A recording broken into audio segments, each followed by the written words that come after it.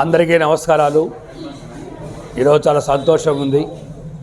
500 సంవత్సరాల కళ నెరవేరింది. అంటే మన దేవుణ్ణి మనం ప్రతిష్ఠించుకుంటున్నాము అయోధ్యలో.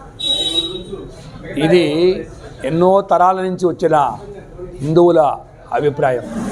బాలరాముడు చూడకపోయినా ఆయన విగ్రహాన్ని మనం చూసే భాగ్యం కలిగించారు. ఈరోజు ప్రపంచ దేశంలో 3వ దేవాలయంగా దాన్ని చేయడం జరిగింది. 83 దేశాలు లైవ్ అంటే స్క్రీనింగ్ చేయడం జరుగుతుంది. అది ఎక్కడా జరగలేదు.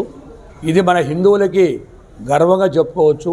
మనకు ఎన్నో రోజులు పోరాటం చేసిన తర్వాత మనం ఈరోజు బాలరాముడిది విగ్రహ ప్రతిష్టకు దానికి కృషి చేసిన ప్రతి ఒక్కరు కూడా ధన్యవాదాలు చేసుకుంటూ ప్రతి ఒక్కరు కూడా అయోధ్యకి వెళ్ళి బాలరాముడు సంధించుకురండి. అది మన హిందువుల హక్కు, హిందువుల పోరాటం, హిందువుల దేవాలయం కాబట్టి తప్పకుండా మీరు అయోధ్యకి వెళ్ళి ఆ బాలరాముడు సంధించుకొచ్చి జన్మ తరించమని చెప్పి నేను తెలుగు ప్రజలందరికీ కూడా మా నెల్లూరు జిల్లా తరపున తెలియజేస్తూ సెలవు తీసుకుంటాను. నెల్లూరు జిల్లాలో కూడా అక్కడక్కడ పెద్ద పెద్ద స్క్రీనింగ్ ఏర్పాటు చేశారు. ప్రతి ఒక్కరు అక్కడ పోలేకపోయినా కూడా ఆ స్క్రీనింగ్లో ఆ ఉగ్ర ప్రతిష్ట చూసి అందరూ కూడా తరించమని కోరుకుంటూ అందరికీ జై శ్రీరామ్.